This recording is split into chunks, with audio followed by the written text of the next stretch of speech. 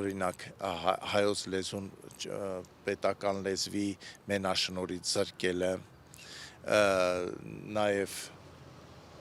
հայտարարությունների մասին, որ մենք կփոխենք սահմանադրության այն հոդվածը, որը թույլ կտա օտար երկրի քաղաքացիություն ունեցող մարդուն դառնալ վարչապետ, այսինքն սրանք գործողություններ են ուղղված Հայաստանի անկախության, Հայաստան պետության դեմ, եւ ես կարծում եմ, որ մեր հայրենակիցները այս ամեն ինչը շատ լավ հասկանում են, եւ ես ուղղակի Սամվել Կարապետյանին կհորդորեմ ինքը հավատարիմ մնա իրեն տեսակետին, որ ասում էր ես ինչ գործ ունեմ քաղաքականության մեջ մտնելու, ես ինքնաբավ մարդ եմ, թող գնա իր բիզնեսներով զբաղվի, որ երկրում ուզում է եւ հայաստանյան քաղաքական դաշտը ազատի այս